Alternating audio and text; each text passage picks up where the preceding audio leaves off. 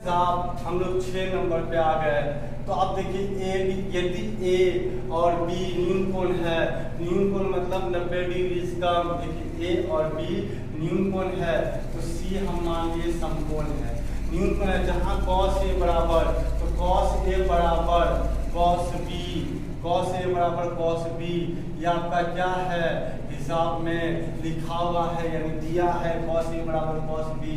तो हमको क्या दिखाना है, तो कोण ए बराबर कोण बी बराबर करना है।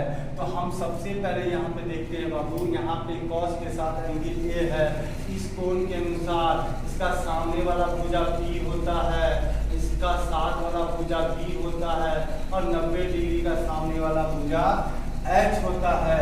तो यहाँ पे हम लोग cos ए एंगल के अनुसार B बटे H, तो B के जगह क्या देंगे AC, H के जगह क्या देंगे AB। तो B और से देखिएगा cos क्या है आपका A, एंगल इसके साथ A, तो cos A, cos का क्या होता है cos का थीटा होता है B बटे H।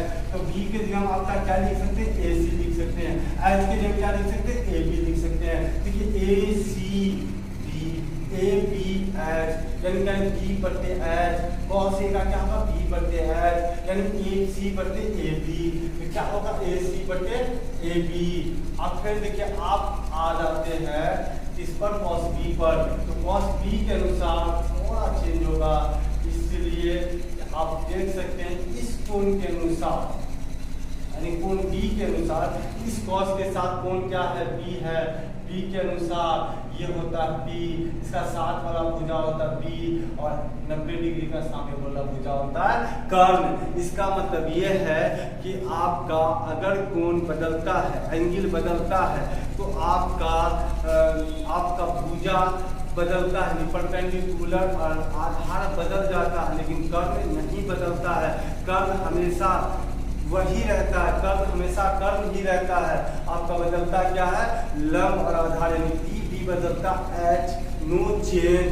तो इसका मतलब हो गया इस कोण के अनुसार ये P और ये B H, तो cos का होता है B बटे H, तो B बटे H होगा, cos B का भी B बटे, तो BC बटे AB, इसका क्या होगा BC बटे AB। आप यहाँ पे देख सकते हैं तो BC बटे AB, तो अब नीचे दोनों का AB सेम, तो वो कट जाएगा। क्यों कटेगा बाबू, इधर भाग में उधर जाए गुना में, अब गुना से ये कट जाएगा। तो आप यहाँ पे देख सकते समझ सकते हैं, जैसे AC बटे AB अब बराबर BC बटे AB। अगर हम लोग AC लिखते हैं तो BC, तो BC अब बटे AB और ये AB इधर भाग में उधर गया तो गुना में ये भी खत्म हुआ। इस तरह हम लोग समझ सकते हैं इसको। अब देखिए ये हो गया AC अब बराबर BC, इसका मतलब हो गया कि इस त्रिभुज में AC और आपका BC दोनों क्या है बराबर है। तो हम लोग कह सकते हैं जिस त्रिभुज का दो भुजा बराबर होता है वह त्रिभुज समद्विबाहु त्रिभुज कहलाता है। इसलिए समकोण त्रिभुज ACB एक समद्विबाहु त्रिभुज है, समद्विबाहु त्रिभुज है। और हम लोग ये भी जानते हैं कि समद्विबाहु त्रिभुज में दो भुजा के साथ साथ दो कोण बराबर होता है, तो ये 90 डिग्री का कोण तो बराबर होगा नहीं, तो बराबर क्या होगा A और B। क्योंकि ऐसे भी हम लोग जान सकते, ऐसे भी हम लोग समझते हैं इसका इस भुजा का सामने का कोण ये और इस भुजा का सामने का कोण ये दोनों आपस में बराबर होता है। और ऐसे भी जानते हैं कि समद्विबाहु त्रिभुज का दो भुजा और दो कोण बराबर होता है। जब दो भुजा बराबर है तो इसका मतलब दो कोण भी बराबर होगा। ये आपका प्रूफ हो गया। अब चलते हैं हम लोग अगला नंबर पे, यानी 7 नंबर पे। तो बच्चों अगला 7 नंबर में 7 नंबर मैथ में लिखा है यदि cos थीटा बराबर 7 बटे 8, तो number 1 plus sine theta into 1 minus sine theta बटे 1 plus cos theta into 1 minus cos theta बराबर cos थीटा का, और नंबर 2 cos स्क्वायर थीटा का मान निकालिए। तो इस इसको सबसे पहले हम नंबर 1 प्रश्न का 7 का नंबर 1 प्रश्न को हल करते हैं। एक नंबर का क्वेश्चन को हल करते हैं। तो आपका दिया है 1 प्लस साइन थीटा और 1 माइनस साइन थीटा और बटे 1 प्लस कॉस थीटा और 1 माइनस कॉस थीटा। तो आप समझिए अच्छी तरीके से इसको, इस मैथ को थोड़ा सा नजर इधर उधर मत कीजिए बाबू, डायरेक्ट समझिए इसको। तो सबसे पहले आप यहाँ पे देखिए, हम थोड़ा सा हिंट्स देना चाहते हैं। हिंट्स में देखिए आपका क्या होता है कि a प्लस बी और a माइनस बी बराबर क्या होता है, ए स्क्वायर माइनस बी स्क्वायर होता है। ये फार्मूला है बाबू, सूत्र है, अलजेब्रिक सूत्र है, बीजगणितीय फार्मूला है। ये फार्मूला ए प्लस बी इंटू ए माइनस बी बराबर क्या होता है, ए स्क्वायर माइनस बी स्क्वायर होता है। मान के चलिए ए की जगह 1, बी की जगह क्या है साइन थीटा, फिर वही देखिए ए की जगह 1, बी की जगह क्या है साइन थीटा। तो यहाँ पे हम लोग देखते हैं कि ए की जगह 1, बी की जगह साइन थीटा, बी की जगह साइन थीटा। तो 1 plus sine theta 1 minus sine theta. जिस तरह ए प्लस बी ए माइनस बी होता, तो मान के लिए ए प्लस बी ए माइनस बी है, इसका भी क्या होगा 1 स्क्वायर माइनस ए स्क्वायर माइनस बी स्क्वायर। तो ए की जगह क्या है 1, बी की जगह क्या है साइन थीटा। आप देख सकते हैं ए प्लस बी ए माइनस बी, ए स्क्वायर माइनस बी स्क्वायर होता है।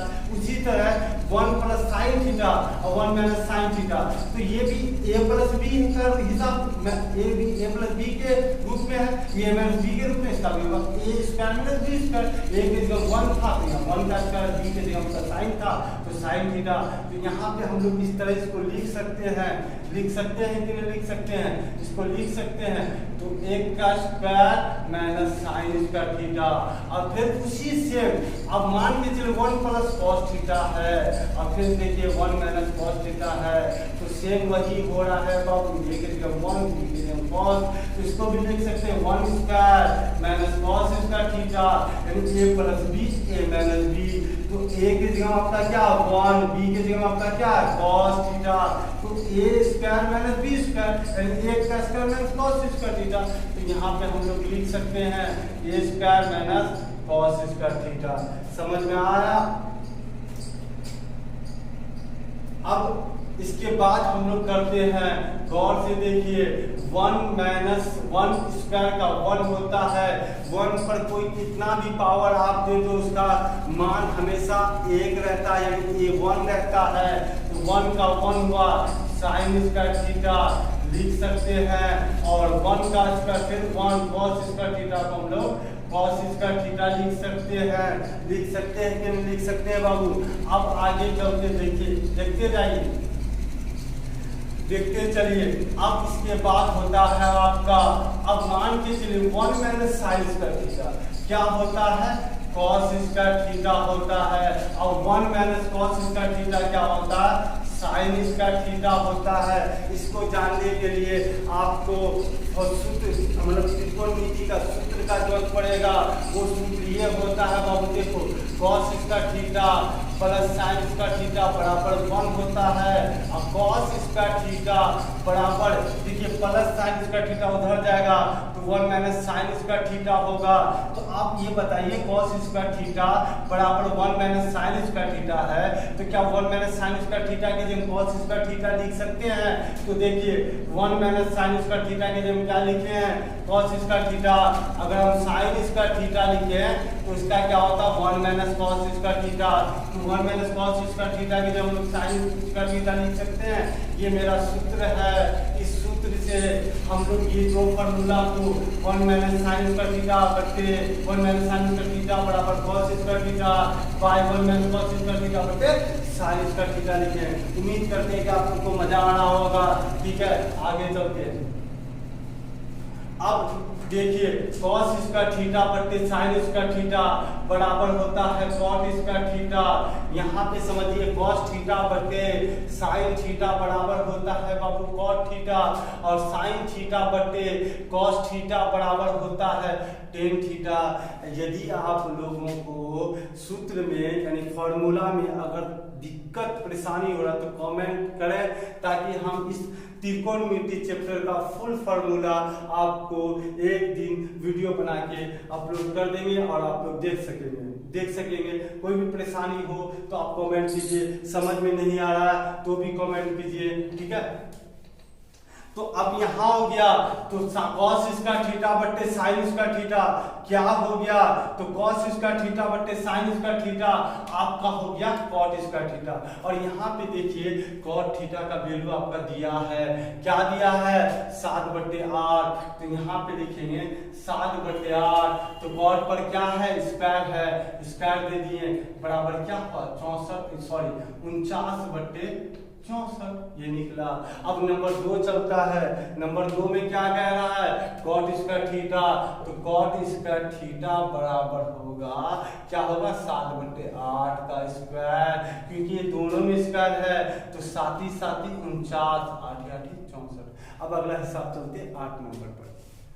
अब 8 नंबर का हिसाब में लिखा है यदि cot a बराबर 4, तो जांच कीजिए कि 1 - 10 स्क्वायर a बट्टे 1 + 10 स्क्वायर a बराबर cos square a - sin square a है या नहीं। यानी इतना बराबर इतना है नहीं, तो 3 cot a बराबर 4 दिया है।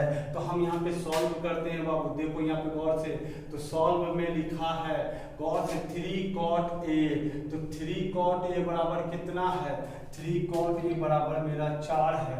3 cot a बराबर कितना है 4 है, तो cot a बराबर क्या हो जाएगा, तो 4/3 हो जाएगा।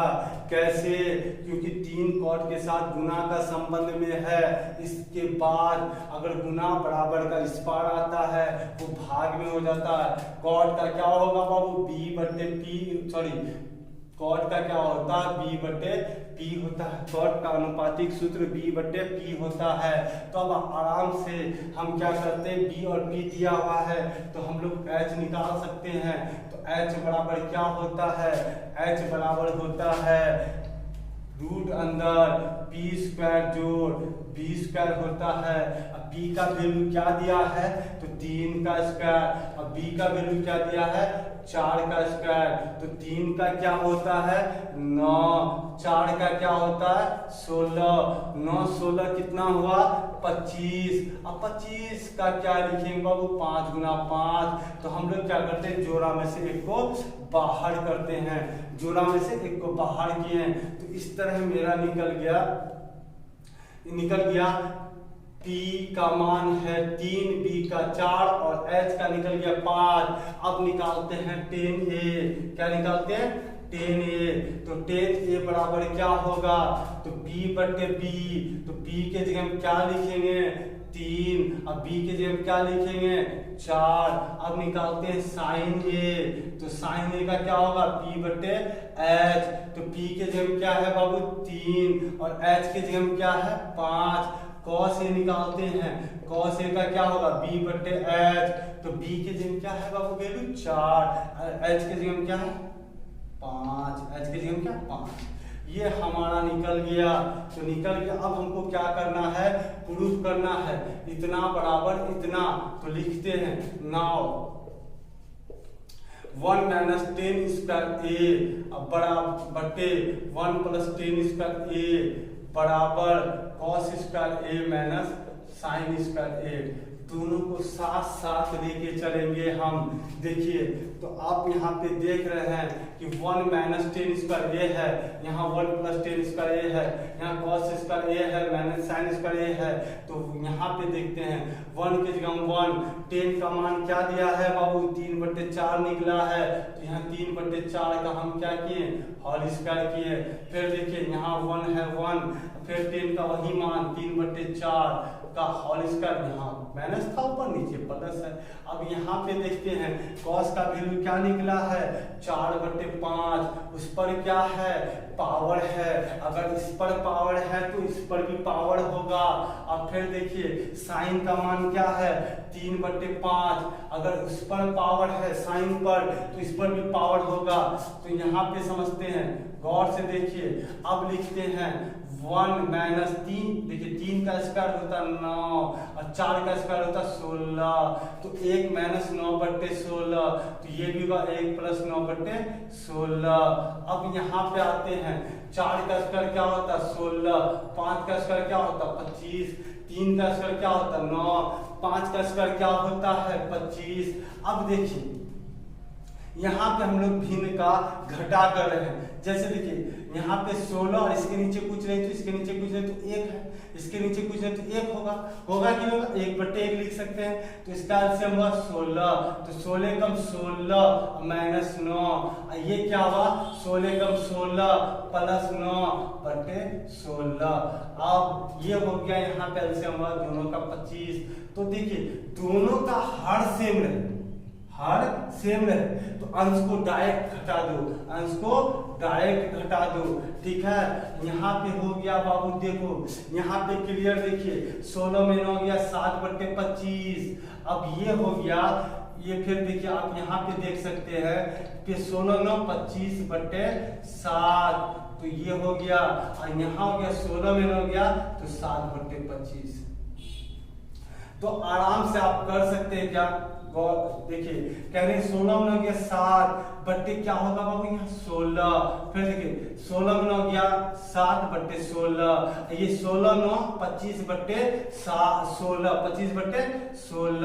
25/16, तो इसका मतलब हो गया 7 के नीचे 16 है, 25 के नीचे 16 है, तो हम लोग लिख सकते हैं 7/16, और नीचे वाला जब भी ऊपर जाएगा तो पलटी खाता है, तो 16/25 अब बराबर 7/25, 16 16 खत्म, तो ये हो गया तुम्हारा 7/25 बराबर 7/25, ये हो गया आपका बराबर प्रूफ। यहाँ पे आप समझिए सबसे बड़ी बात है, कोई भी संख्या बट्टे पर है उस पर फिर बट्टे रहता है बाबू, पहला बट्टे फिर उसके नीचे बट्टे, तो पहला का जैसे का तैसा, दूसरा क्या होता है पलटी खा जाता है, नीचे वाला ऊपर ऊपर वाला नीचे। वही कुछ यहाँ पे किए हैं, अगर समझ में ना आए तो वहां पे समझिए। और एक बात ये भी है, अगर कोई संख्या में अगर हम घटा रहे हैं तो समझ लीजिए इसके नीचे कुछ नहीं तो क्या 1 है, तो अगर 5 एक से में 5, तो 1 को कितना बार पढ़ते हैं बाबू 5 होता है, तो 5 बार, यहाँ 5 एकम 5 हुआ, यहाँ 5 को कितना बार पढ़ेंगे 5 होगा 1 बार, तो 2 एकम 2 होगा, 5 में 2 गया 3/5। तो यहाँ पे हम लोग वैसे जोड़ और घटा किए हैं, जैसे वहां किए हैं वैसे यहाँ पे किए हैं। अगर समझ में ना आए तो कमेंट कीजिएगा ताकि हम फिर से इसको समझा सकें, ठीक है। अब हम लोग चलते हैं अगला नंबर पे। अब हम लोग चलते हैं 9 नंबर पे। 9 नंबर का मैथ है और कह रहा है, लिखा है कि त्रिभुज ABC में जिसका कोण B समकोण है, यदि tan A बराबर 1/√3 है तो sin A cos A sin C number 1, और 2 cos A cos C minus sin A sin C का मान निकालिए, वैल्यू ज्ञात कीजिए। तो इसके लिए हमको सबसे पहले एक फिगर समझना होगा बाबू। सबसे बड़ी बात है, एक समकोण त्रिभुज बनाते हैं। लीजिए एक समकोण त्रिभुज बनाए जिसको हम लोग क्या बोलते हैं, यहाँ पे B समकोण है, तो B हम समकोण कर दिए हैं। तो ABC एक त्रिभुज है जिसमें आपका क्या दिया है tan A, कौन सा एंगल दिया है आपका एंगल दिया है A, tan A बराबर कितना दिया है 1/√3। तो सॉल्व करते हैं, देखिए यहाँ पे, तो tan A बराबर 1/√3 दिया है, कौन सा एंगल के आधार पे दिया है बाबू, तो आपका A पे दिया है, तो A पे दिया है तो 1/√3, तो इसका क्या होता है P/B होता है, इसका क्या होता है P/B होता है। तो P और B आपका मालूम है, तो हम आराम से निकाल सकते हैं H, तो एच मेरा क्या होगा, देखिए बी आपका क्या है 1 है, बी आपका क्या है √3 है। तो कहने का मतलब 10a बराबर 1/√3 दिया है। किस एंगल के आधार पे दिया है, तो एंगल ए पे के आधार पे दिया है। तो 10 का अनुपातिक सूत्र क्या होता है, P/B होता है बच्चों, P/B होता है और P/B होता है। तो P का मान 1, B का मान √3। तो हम लोग इससे H निकाल सकते हैं, यानी कर्ण निकाल सकते हैं। कर्ण बराबर होता है रूट अंदर लंब का यानी P² जोड़ B²। तो P का वैल्यू है आपका 1 का स्क्वायर, B के जगह √3 का स्क्वायर। तो आप देखिए 1 का स्क्वायर 1, √3 का स्क्वायर 3, तो हो गया 4, 4 का क्या निकला 2। तो H बराबर क्या निकला आपका 2। तो इससे हम लोग क्या निकाल सकते हैं, तो सबसे पहली बात आप यहाँ से देखिए इस कोण के अनुसार पे आपका हो गया, ये हो गया आपका P, ये हो गया आपका B, ये हो गया आपका H। क्योंकि 90 डिग्री का सामने का भुजा आपका कर्ण होता है, और जिस कोण को हम लोग ले रहे हैं, जैसे इसमें कोण ए लिए है, ए का सामने का भुजा लंब होता है। तो इसका मतलब P बराबर क्या हो गया 1, P बराबर क्या हो गया √3, H बराबर क्या हो गया 2। तो अब हम लोग निकालते हैं, क्या निकालते हैं साइन ए, क्या निकालते हैं साइन ए निकालते हैं। तो साइन ए बराबर क्या होगा, तो साइन ए बराबर होगा आपका P/H। तो P/H, तो P के जगह क्या देंगे 1, H के जगह क्या देंगे 2। अब निकालते हैं हम लोग cos A, क्या निकालते हैं cos A, cos का होता P/H। तो B के जगह क्या देंगे बाबू, तो √3 देंगे, H के जगह क्या देंगे 2 देंगे। तो इसका मतलब साइन A का हो गया P/H यानी 1/2, cos A का हो गया P/H यानी आपका √3/2। कैसे, क्योंकि यहाँ पे P के जगह 1, B के जगह √3 और H के जगह में आपका क्या होता है 2 होता है। अब उसी कोण एंगल C के अनुसार, एंगल C के अनुसार, C के अनुसार एंगल C के अनुसार अब देखते हैं। अब हम लोग चलते हैं एंगल C के अनुसार। तो एंगल C के अनुसार क्या होगा बच्चों, तो एंगल C के अनुसार आपका हो जाएगा, एंगल C के अनुसार आपका हो जाएगा ये सामने वाला भुजा P हो जाएगा, साथ वाला भुजा B हो जाएगा, और जो 90 डिग्री का सामने वाला भुजा H होगा। यानी आप एंगल C के अनुसार देखते हैं तो सिर्फ लंब और आधार चेंज होता है, कर्ण आपका चेंज नहीं होता है। तो कोण C के अनुसार साइन C, तो साइन C मतलब क्या होता है, इस कोण के अनुसार साइन C, तो साइन का वही अनुपातिक सूत्र होता है, क्या होता है P/H होता है। तो P/H, इसका P क्या है बाबू √3, H क्या है 2। अब cos C निकालेंगे, तो cos C बराबर क्या होगा P/H। तो cos इसके अनुसार P हो गया 1, H हो गया क्या हो गया H 2 हो गया। अगर समझ में नहीं आया फिर से देखिए, हम एंगल A के अनुसार P/H निकाल लिए, साइन A cos A निकाल लिए मान बैठा के। जैसे ही एंगल C के अनुसार चलते हैं तो मेरा क्या होता है, वो मान P का मान और B का मान बदल जाता, H नहीं बदलता। उसके अनुसार साइन C cos C निकाल लिए। अब हमको क्या करना है, नंबर 1 क्या करना, sine A cos C plus now अब हमको करना है बाबू निकालना नंबर 1 हिसाब, sine A cos C plus cos A sine C। तो साइन A का वैल्यू आपका यहाँ पे क्लियर रूप से दिया होगा, साइन A का क्या है 1/2, cos C का क्या दिया है, तो cos C का भी मान दिया है, क्या दिया 1/2। अब देखिए cos A का मान क्या दिया है बाबू √3/2, तो √3/2 साइन C का भी मान आपका दिया है √3/2। अब यहाँ पे हम लोग करते हैं 1 गुना 1, 1 2 गुना 4, क्या हुआ 1 गुना 1 2 गुना 4, यानी अंश को अंश से गुना करते हैं, हर को हर से गुना करते हैं, √3 गुना √3 और बट्टे 2 गुना 4। जब इसको हम लोग हल करते हैं तो आता है 4। जब दोनों का हर सेम हो तो अंश को हम लोग डायरेक्ट जोड़ते हैं, तो 1 + 3 बराबर क्या हो 4/4, कट गया 1 बार में, यानी 1 बार में कट गया, ये मेरा 1 नंबर निकल गया। अब 2 नंबर चलते हैं। 2 नंबर में क्या कह रहा है, cos A cos C minus sin A sin C। तो cos A का वैल्यू क्या है बाबू, cos A का वैल्यू √3/2 है, बैठा दिए। cos C का वैल्यू क्या है 1/2 है, उसका भी मान बैठा दिए, माइनस sin A का वैल्यू क्या है 1/2, वो भी बैठा दिए। sin C का वैल्यू क्या है √3/2, वो भी। जितना भी मान बैठाना यहाँ पे आराम से दिया होगा, आप देखिए एक बार, आप पलट के इधर मान बैठाइए। अब यहाँ पे देखिए √3 गुना 1 √3, 2 गुना 4, फिर देखिए 1 गुना √3 गुना √3 को 1 से गुना करेंगे √3, फिर 2 गुना 4, तो ये हो गया 3/4 में 3/4 घट गया, तो बचा क्या 0। इस तरह हमारा 9 नंबर मैथ समाप्त होता। अब चलते हैं हम लोग अगला मैथ 10 नंबर। अब एक्सरसाइज के लास्ट अंतिम हिसाब हम लोग 10 नंबर पे चलते हैं। तो हिसाब जो 10 नंबर का मैथ है उसमें लिखा है त्रिभुज PQR है जिसमें Q समकोण है, त्रिभुज PQR है जिसमें Q समकोण है। अब PR + QR 25 सेंटीमीटर है और PQ 5 सेंटीमीटर है, तो sin P cos P और tan P का मान ज्ञात कीजिए।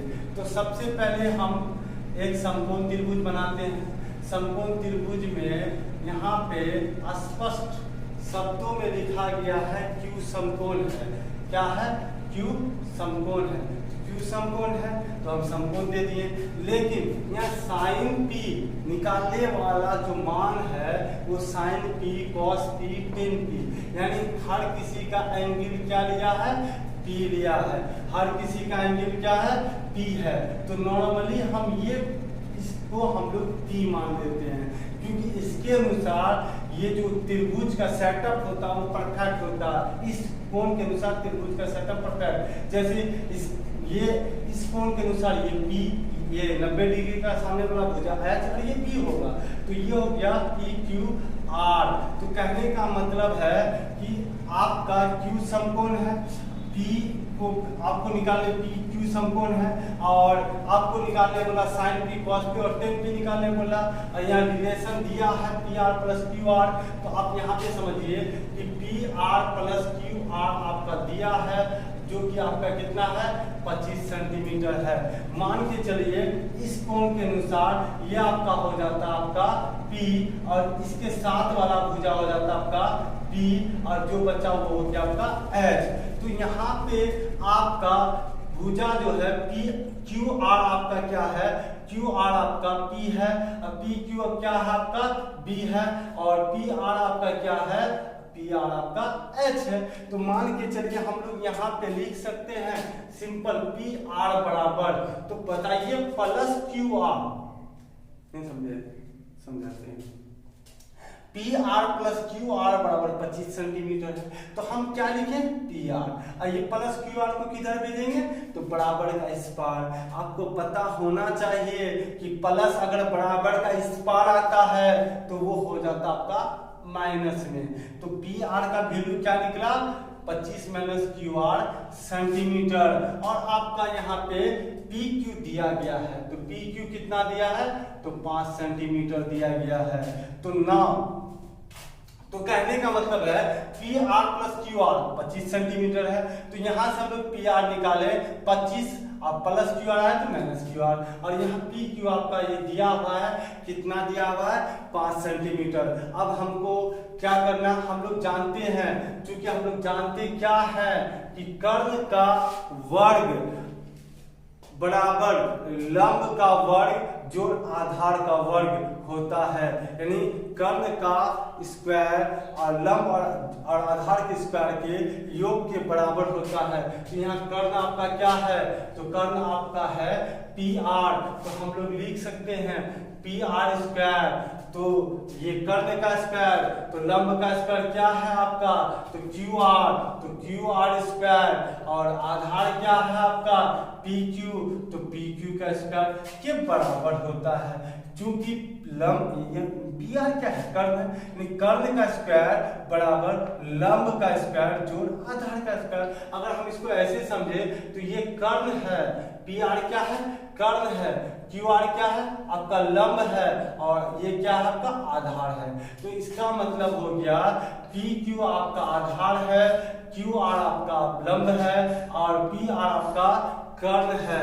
तो इसका मतलब कर्ण का वर्ग जो होता है लंब और आधार के वर्गों के योग के बराबर होता है। इसलिए हम इसको हम लोग ये सूत्र जानते हैं कि लंब कर्ण का वर्ग लंब और आधार के वर्गों के योग के बराबर होता है। यहाँ सभी का मान बैठाएंगे।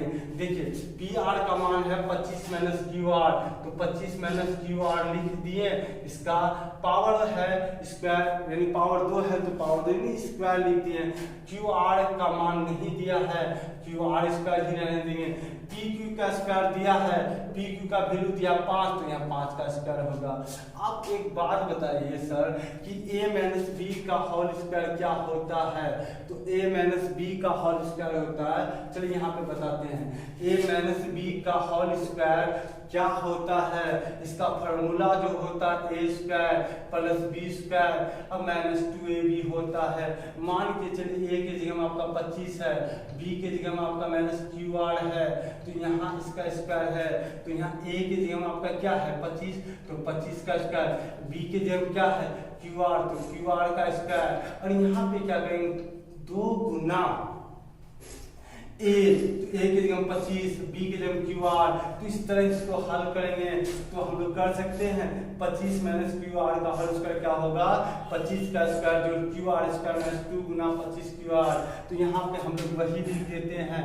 तो 25 का स्क्वायर प्लस क्यू आर का स्क्वायर माइनस 2 गुना 25 गुना क्यू आर अब बराबर हो गया क्यू आर स्क्वायर प्लस 25। 5 का स्क्वायर क्या होता 25 होता।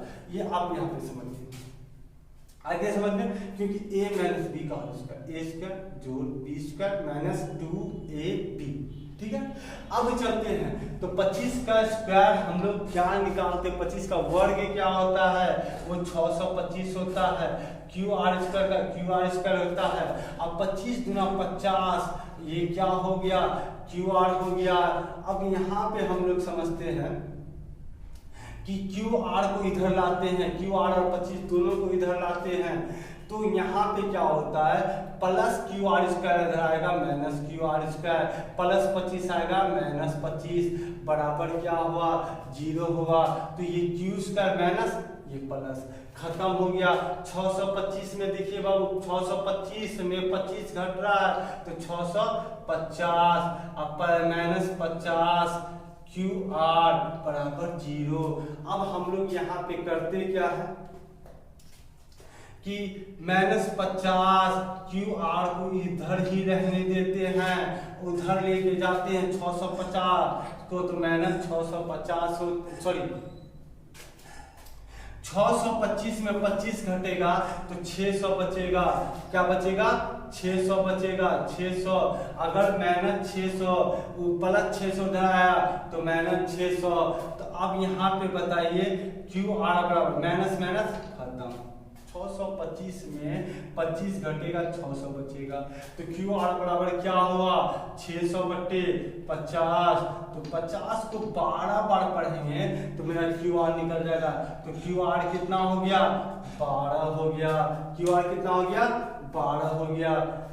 अब हम लोग निकालते हैं पी आर। क्या निकालते हैं बाबू तो पी आर। तो पी आर बराबर होगा, देखिए पी आर बराबर क्या 25 माइनस क्यू आर। तो 25 माइनस क्यू आर का वैल्यू क्या है 12, तो बराबर क्या हो 13। तो पी आर मेरा क्या निकला 13। अब हम लोग चलते हैं कौन सा साइन पी, कॉस पी और टेन पी। तो साइन पी यानी एंगल ये है, तो पी बट्टे एच, तो यानी क्यू आर बट्टे पी आर, यानी 12 पी का वैल्यू, इसका वैल्यू क्या है, तो इसका वैल्यू आपका क्या है, क्यू आर का 12 बट्टे 13, और कॉस पी का क्या होगा, पी बट्टे एच, यानी ये बट्टे ये, पी क्यू बट्टे पी आर, तो पी क्यू के लिए हम क्या देंगे, पी क्यू बट्टे पी आर बराबर 5 बट्टे 13। अब एंड 10p, तो 10p यानी इस कोण के आधार पर ये होगा p, ये होगा b, और 10 का क्या होता है p बट्टे b, तो क्या होगा क्यू आर बट्टे पी क्यू बराबर 5 बट्टे क्यू आर बट्टे पी क्यू 12 बट्टे 5। तो इस तरह मेरा ये 10 नंबर कंप्लीट होता है। तो आप लोगों से, आप सभी बच्चों से यही मेरी तरफ से रिक्वेस्ट है कि वीडियो बनाने में थोड़ा मेहनत लगता है। अगर आपको मेरा वीडियो पसंद आया हो तो प्लीज़ लाइक करें, सब्सक्राइब करें, ताकि हमें वीडियो के माध्यम से एक दूसरे से जुड़े रहें। तो आज आप लोग को त्रिकोणमिति का एक्सरसाइज 8.1 का 1 से 10 नंबर तक का कंप्लीट सॉल्व करके आप लोग के सामने दिखाए हैं। अगर आप लोग को पसंद पड़े तो जरूर कमेंट बॉक्स में कमेंट करें, या कोई परेशानी है तो उसको भी कमेंट करें, ताकि हम इसको आगे और सुधार सकें और वीडियो के माध्यम से मिलते रहें। तो इस तरह आप लोगों से इस वीडियो के बाद लेते हैं विदा। जय हिंद।